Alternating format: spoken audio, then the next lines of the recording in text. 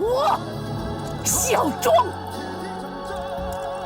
天塌地陷，岿然不动；日月星辰，唯我独尊呐！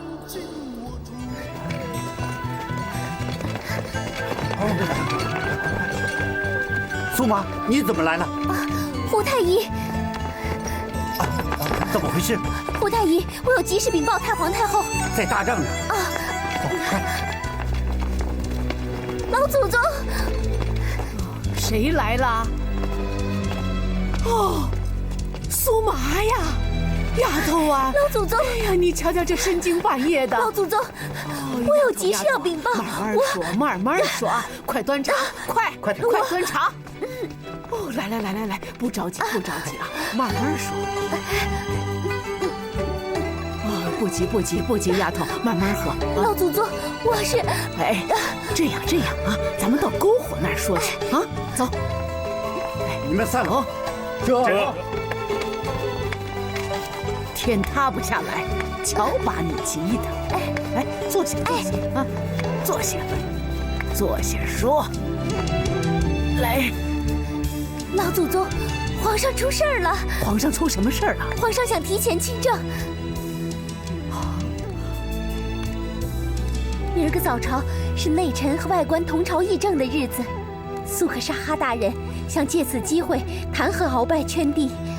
鳌拜笼络了很多督府和将军，也想借早朝的机会与苏克沙哈抗衡。皇上呢，想借苏克沙哈的力量搞掉鳌拜，自己提前亲政。奴婢苦劝他不听，只好赶来禀报老祖宗。果然不出我的所料，我就知道他鳌拜要跳出来，我也知道那苏克沙哈他想要干什么。皇上他必败无疑呀！他还是太年轻，他是不知凶险呢。你瞧瞧，咱们离京才几天呢，这方方面面的已经按捺不住了。丫头啊，你做的对呀，你来得及时，老祖宗谢你了。丫头还以为自己鲁莽了呢。不，鲁莽的是皇上。丫头啊，不过你今晚还要连夜赶回去，明天早上你要阻止他上朝。要是来不及的话，等他退朝以后，把他关在宫里，不许他出去，你懂吗？我担心他呀，一败涂地之后，他要胡闹的，他要走到绝境去的。是，老祖宗，丫头这就回去。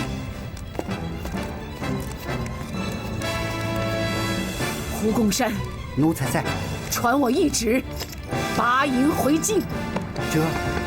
主子，要不要调集中州大营护驾进京？不必，我这把老骨头能压得住他们。皇上，臣呈上调查材料12份，以及各部陈功与外省官员控状33份，请皇上审阅。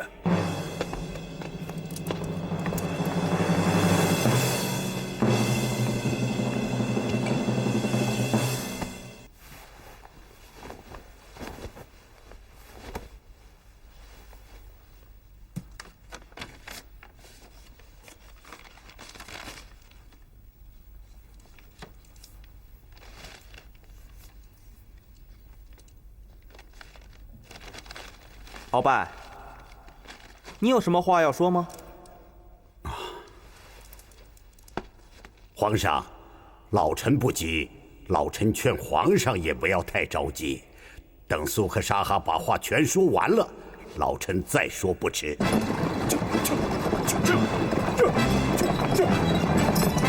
胡公山，奴才在。什么时辰了？现在早朝已经开始了。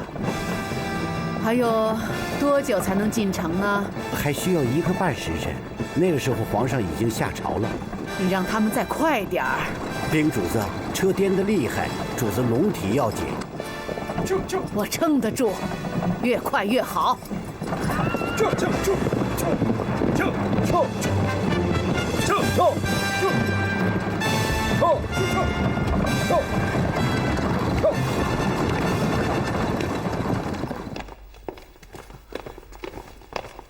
孙儿给皇祖母请安。罢了，这一阵子你可好啊？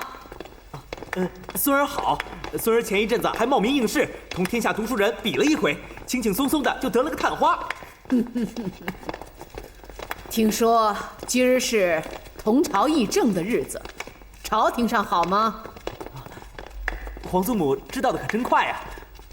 禀皇祖母，今天朝会时，鳌拜等人带头闹事儿，孙儿舌战群臣，将他们驳得体无完肤。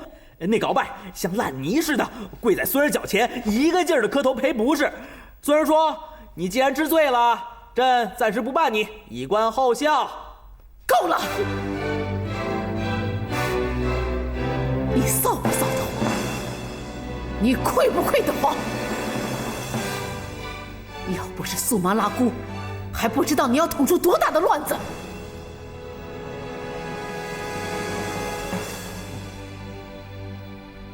孙儿闯祸了。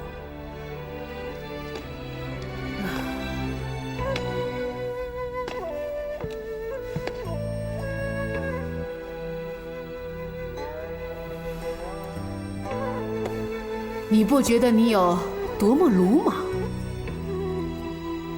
竟然想提前亲政！你连站还没有站稳呢，你就想跑？就凭你现在这点本事，连几个大臣你都对付不了。相反，倒让他们把你搞得团团转。就说鳌拜，他圈地结党，这不是一日两日的事。你休想弹指之间能够把它解决掉。至于那苏克沙哈，他是想借你皇上的名义来搞掉那个鳌拜，壮大他自己的势力。大臣党争自古就有，你这个做皇上的本可以超然其上，分辨是非，两边利用。而你呢？你反被别人利用去了，你懂吗？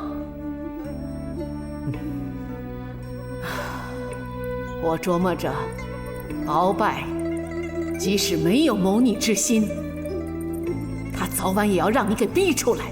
他会胆大妄为，就像你这样如此轻举妄动，他就会变本加厉的。到时候，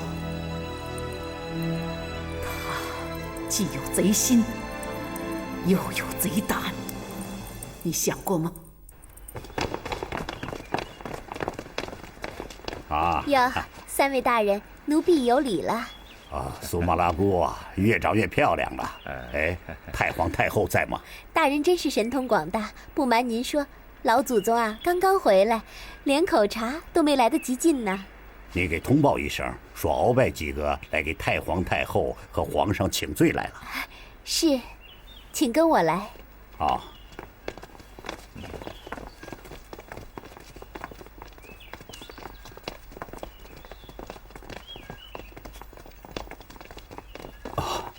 老祖宗，太皇太后，您可回来了。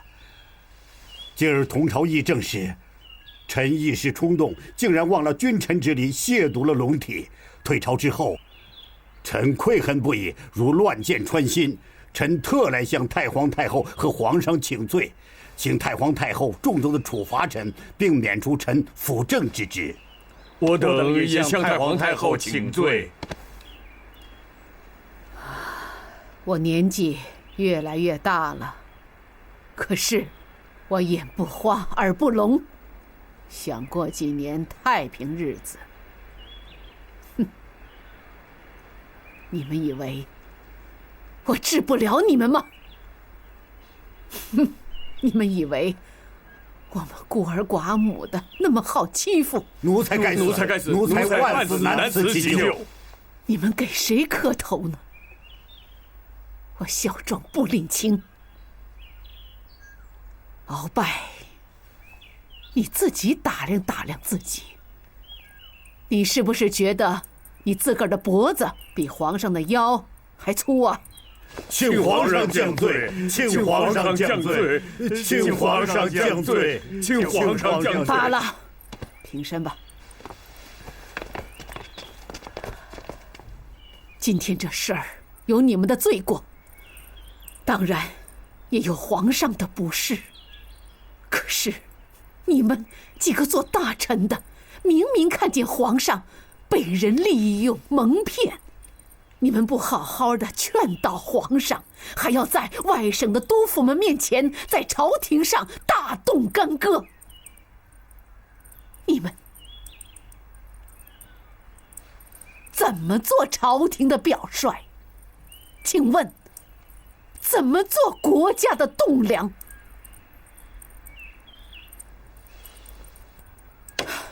这事儿我且给你们记下了，将来你们如何将功补过，自己去想吧。谢太皇太后恩典，即日起，臣定将痛改前非。苏克沙哈呢？臣遵旨将苏克沙哈请入刑部歇着，好酒好茶的伺候着，在未得到太皇太后懿旨之前，臣不敢自专。他怎么说？苏克沙哈已有奏折，说他知罪了，自请摘官罢爵，贬至太庙，一辈子给先皇守灵去。这等奸贼，有何面目给太宗守灵啊？杀了他吧！臣遵旨。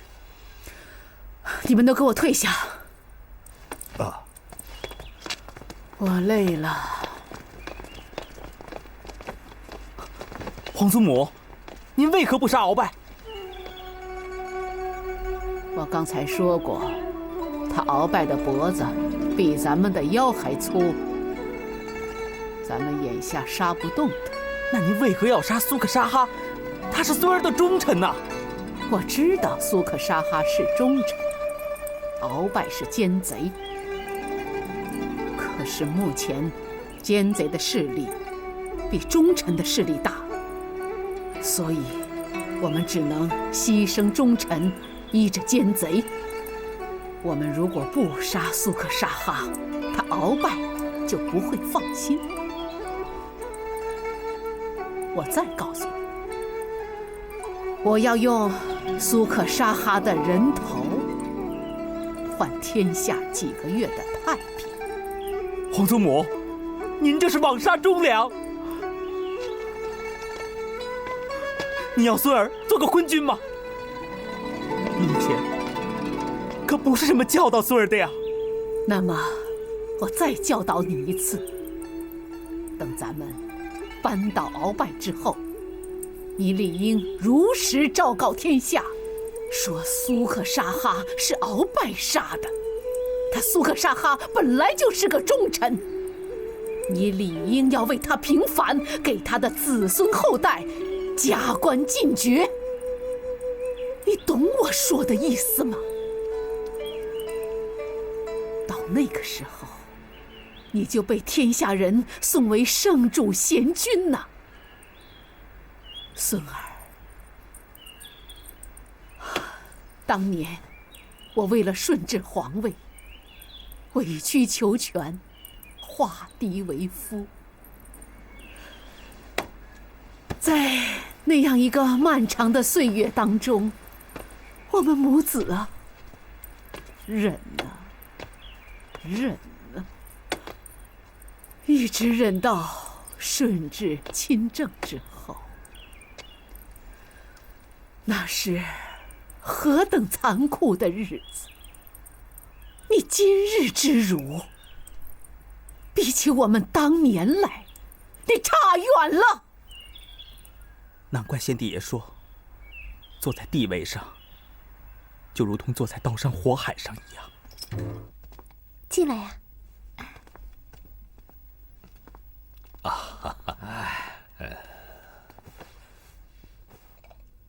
哟，这不贺设礼吗？是啊，是啊。呀，都长这么大了。哎呦，太皇太后啊，老臣在病中端汤倒水的，可孝顺呐。哎呀，丫头啊，来，哎呀，让我好好瞧瞧。哎呦，这可真是女大18变呐！啊，哎呀，读过书吗？祖父请了家教，和哥哥们一块儿念书。这就好。谁说咱女人不该读书啊？要我说呀，不但要读，还要学贯古今。好女子不让须眉呀。祖父也是这样教导我的，说太皇太后年轻的时候就是大清第一才女。哎呀，你看丫头说的，我有那么好吗？不是祖不成人呐，老臣要让后辈们知道，太皇太后是万世楷模啊！哎呀，丫头过来。太皇太后啊，今儿个也没做准备，也没什么可赏你的。不过呀，我要送你一件东西。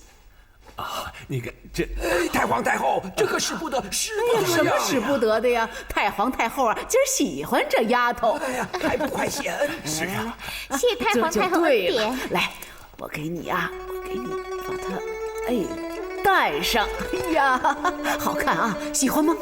喜欢。哎呦，真好看呐！好，你跟你那苏麻姐姐去玩去吧。去吧。去吧。走吧。太皇太后啊，那串珠子您戴了多年，您给她……我整整戴了40年了。我呀，还像你孙女这么大的时候啊，我祖母送给我的，大半辈子了，她从没离开我一天呢。可是我今天高兴啊，我呀情不自禁地把它摘下来给这个丫头戴上。你说这是不是缘分呢？老臣感激不尽呐！索尼呀，坦言说，其实呢你也知道，皇上现在呢正是龙性初成，正值青春茂盛的时候，该大婚了。我呢老想给他找个可心儿的人，没成想啊，今儿啊我看上你这个贺舍里了。他知书达理，聪明孝顺，你看这该有多好啊！你呀，干脆让他进宫吧。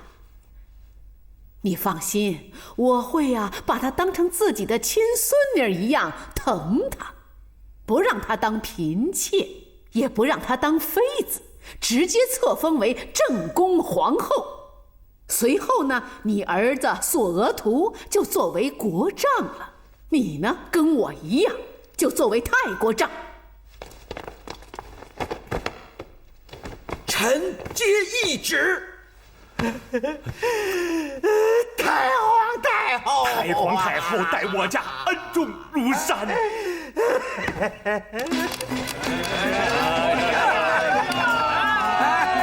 左正堂太国丈，恭喜呀！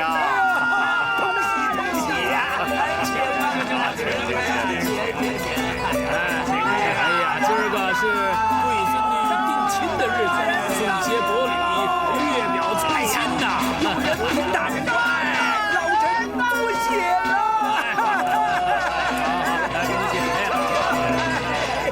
这前几天还要死不活的，一眨眼都起精神来了。没瞧出来吗？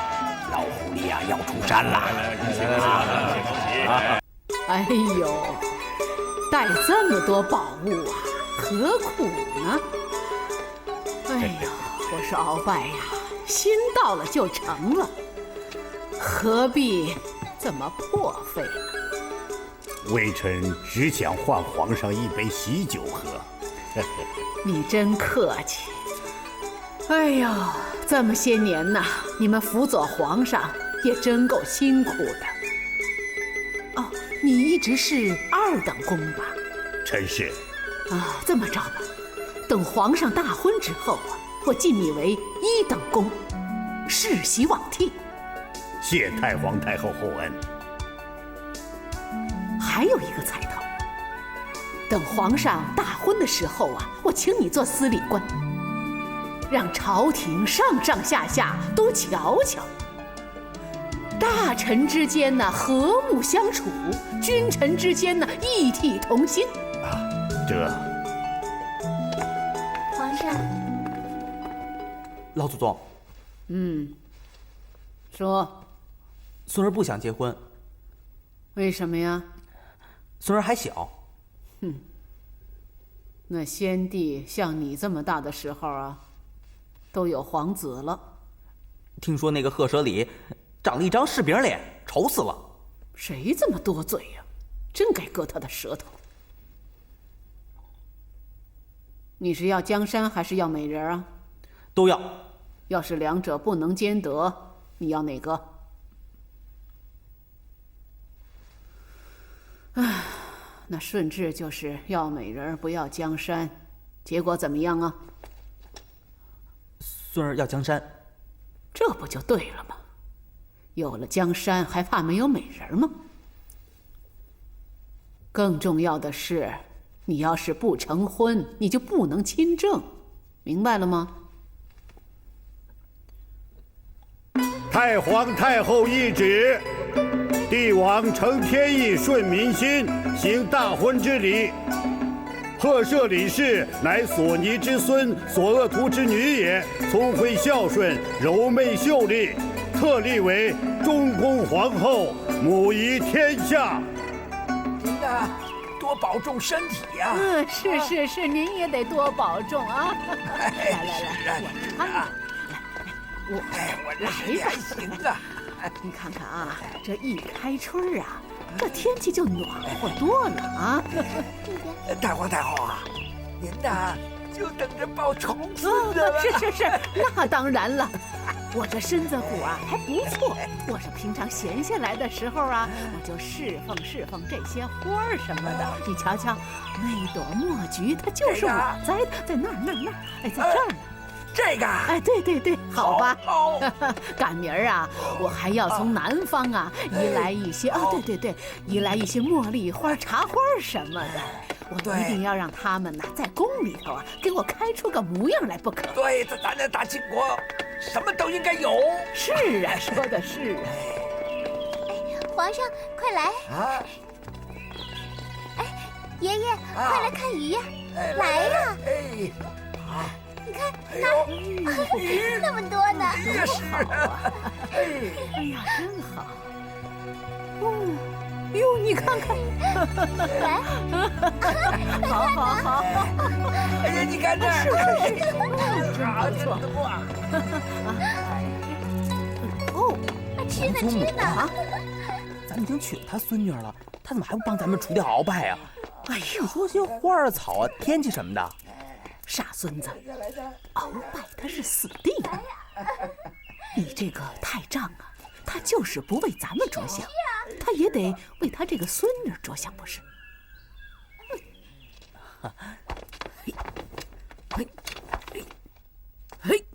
好！哎呀，没想到胡太医的武功这么高深呐！哎呀，你光夸他，你不夸我呀？啊，老祖宗。您的功夫啊，那是为了健身。当然，胡太医的武功可是深不可测呀。那是当然了。不过呀，我呢也是经历了2朝3代的人了，唉，也算是啊饱经了刀光剑影的人了。不然的话呀，也不会有今天这样毫发不伤啊。没有这胡公山行吗？不行啊！啊，我说孙儿啊。最近你和鳌拜都忙什么呢？忙啊！最近我将京城周围1000总以上的官都查了一遍，京西建蒲营、通州大营都是鳌拜的部下，只剩下9门提督吴六一不是他的人。那你如何收拢这个铁盖呢？给他个3品兵部侍郎。哼，3品官多如牛毛，在这个京城，你扔个石头都能砸着个红顶子。而9门提督只有1个，那1品兵部尚书，那就又摆不平了，那就叫别的大臣起疑心了。孙儿啊，你要知道，那有的人呐可以用钱买，可是他不值钱；有的人可以用官买，像吴六一这样的人呢，你只能用恩义去换。我跟你说呀，这个吴六一啊，有个义父，他名叫洪家生，犯了4罪，他关在这牢里啊，已经有8年了。他一直想把他救出来，就是一直不敢跟我提。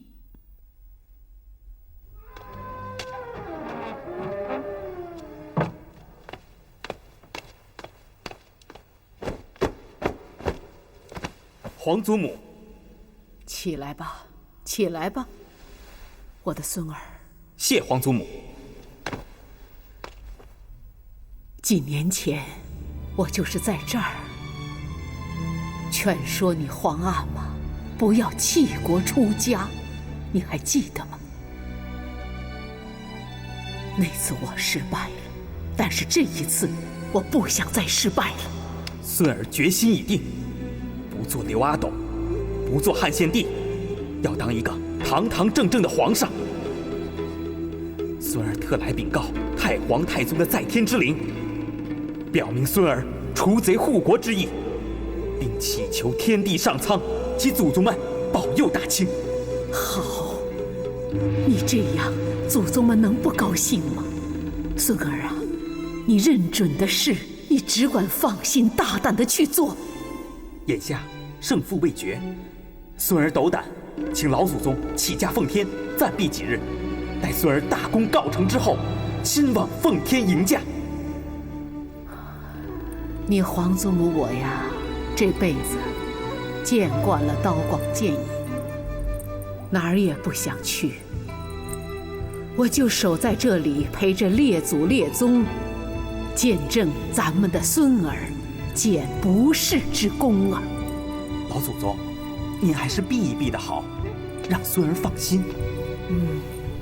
没什么不放心的。你听我说，我已经密调热河5000精兵，黎明前即刻到京。巴哈里率兵前往护驾，你看如何？老祖宗早已先机在握了。好，好，我去叫他们。好。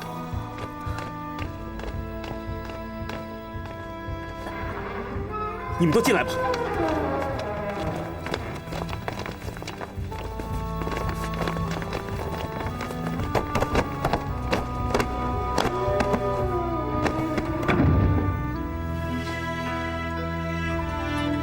爱新觉罗，玄烨，叩告列祖列宗在天之灵。玄烨自继位至今，迭遭权臣鳌拜欺凌，朝廷与百姓也深受其害。如今已到胜败存亡之际，玄烨决心护国安民，振兴大清，除奸灭贼。护佑玄烨一举成功。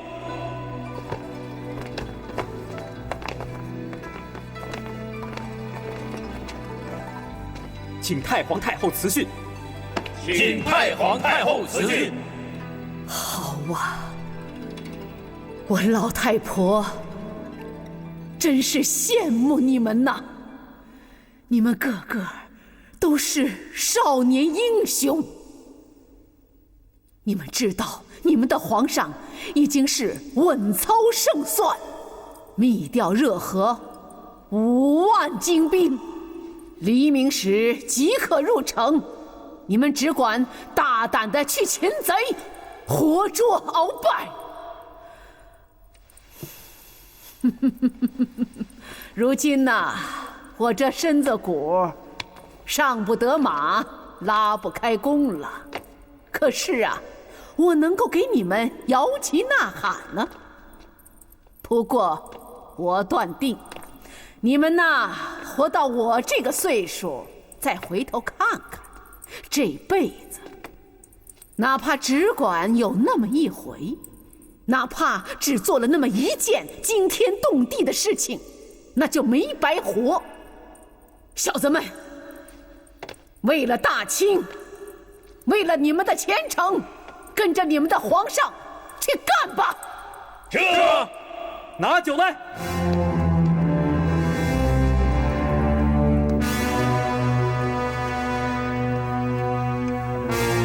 为爱新觉罗氏历代先王，为大清朝列祖列宗，为天下臣民百姓，捉拿鳌拜，诛杀奸党。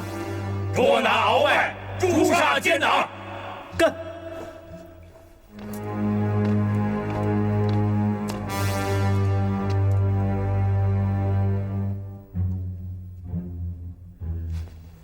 昨日皇上驾幸寒舍，老臣特来谢恩。跪下！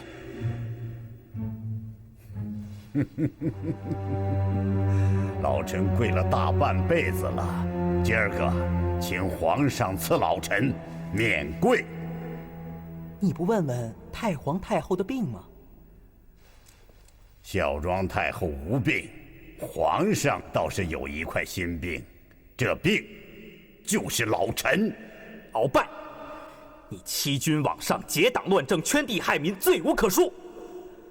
朕屡次警告你，你却不思悔改。今日，朕要将你夺职罢官，交刑部审处。来呀，将乱贼鳌拜给我拿下了！就凭你们几个小毛崽子，还想拿我？拿下！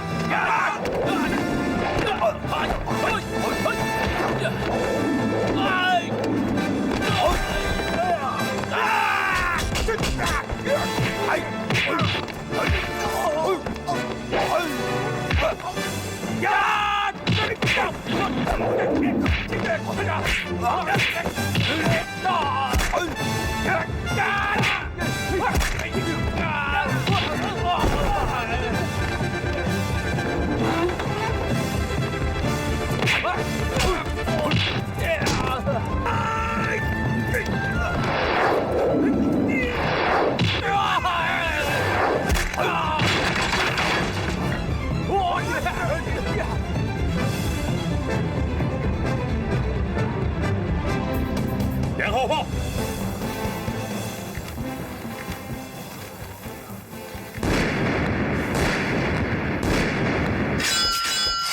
关闭宫门，包围养心殿。慈宁宫，快！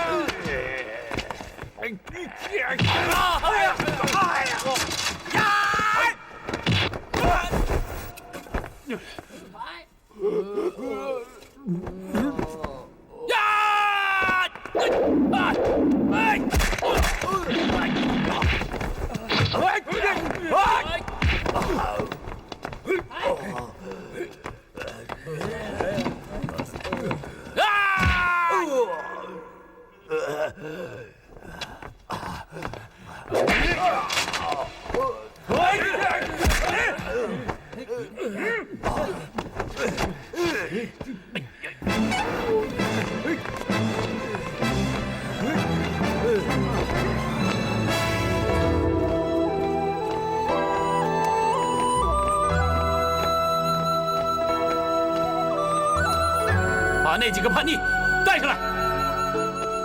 走。跪下！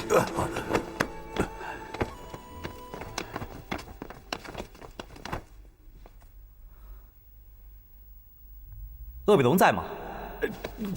臣在。鄂比龙，你不是想在朕和鳌拜之间保持中立吗？这次，朕仍然让你保持中立。朕令你依律审理鳌拜案，务要公正持中。遵旨。廷敬啊，今天发生了这么大的事儿，怎么没见你言语一声啊？启禀皇上，皇上英明果断，除掉祸根，正是满朝文武期盼已久的事，也是咱大清的鸿福。臣还有什么话好说呢？康熙，快杀了我！老夫宁死不愿受辱。哼！康熙8年3月初7深夜，你与班布尔善等6人密谋篡逆，当时你们每人掌中写一册，那5只巴掌上写的都是废字，唯独你的掌心写了个引字。就冲这一点，朕不杀你。压下去！这，康熙，走，你杀了我，快杀了我！快走！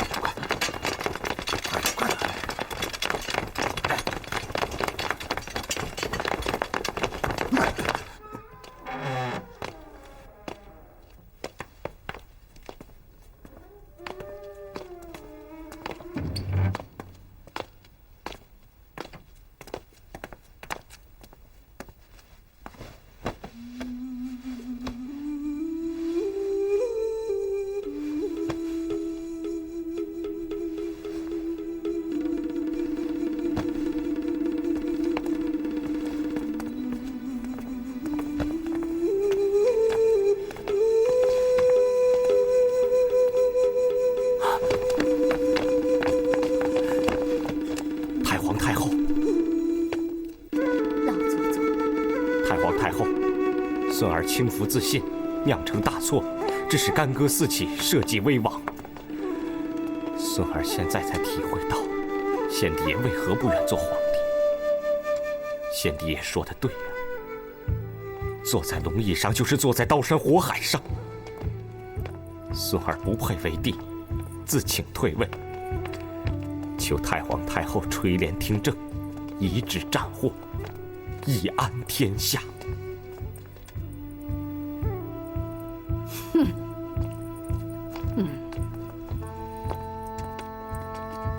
丫头啊，玄烨不想当皇帝了。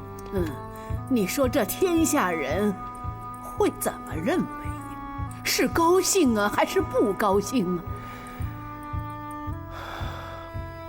苏妈不敢说，他已经不是皇上了，想怎么说就怎么说。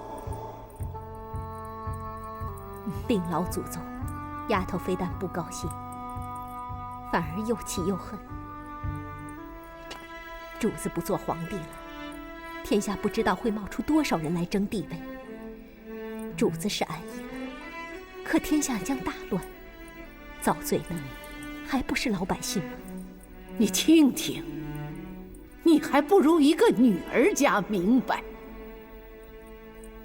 什么叫不配为帝呀？哼！你明明是六神无主，遇难而逃，弃天下于不顾啊你呀！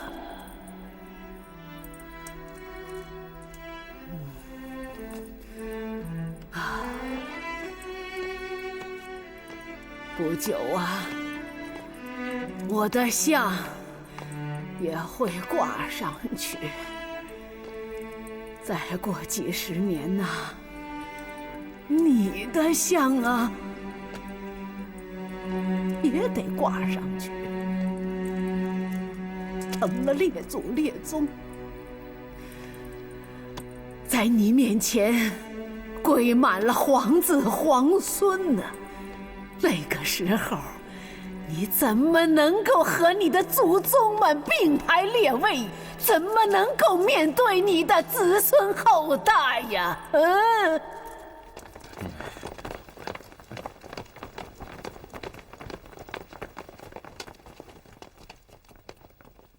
走。走，快！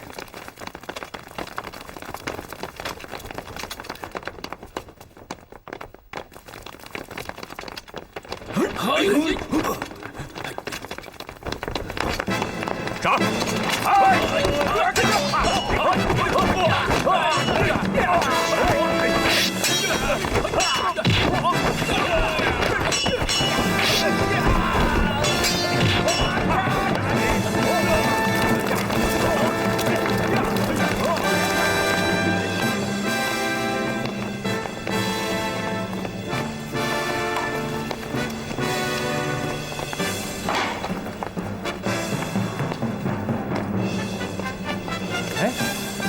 蜡烛怎么都没鸟啊？怎么回事？啊？怎么都没有鸟啊？哎，胡太医，当心太监作乱！知道了。快走！杀！杀！快走！拦住他们！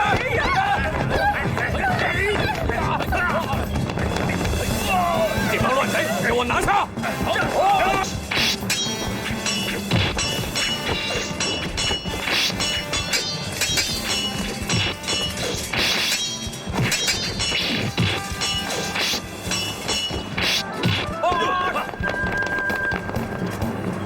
急奏圣上，叛兵攻入晋城，宫内太监造反，请太皇太后和皇上速速回避啊！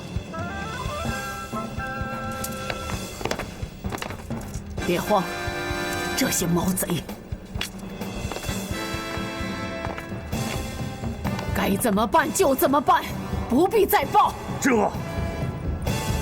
你听见了吧？人家已经打到门口来了。你就是再退位，又能逃到哪儿去呢？逃到边关？边关就那么安稳吗？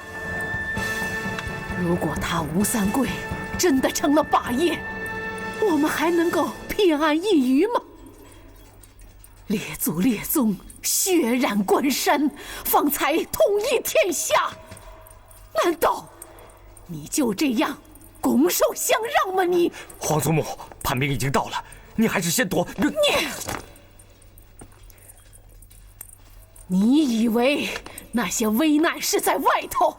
不，大清国最大的危难不是那些叛军和太监，而是在你的心里。你五内如焚，六神无主，你是退位而弃天下呀，你呀！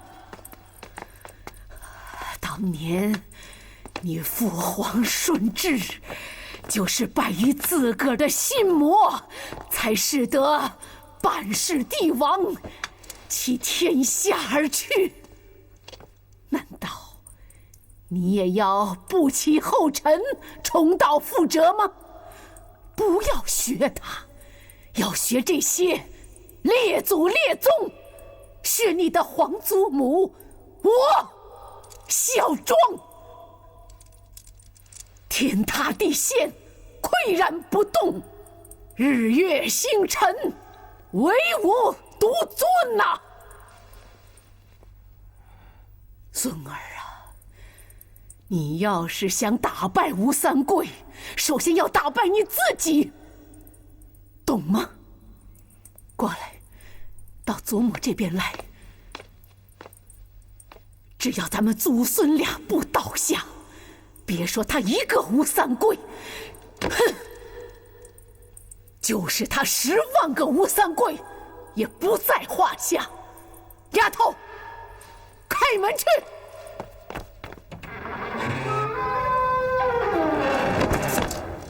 急奏圣上，叛兵攻入晋城，宫内太监造反，请太皇太后和皇上速速回避。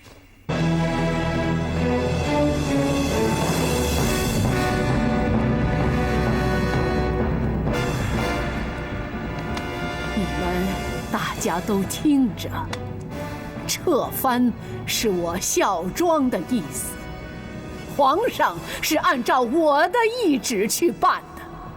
今天就是有天大的事情由我孝庄来顶着。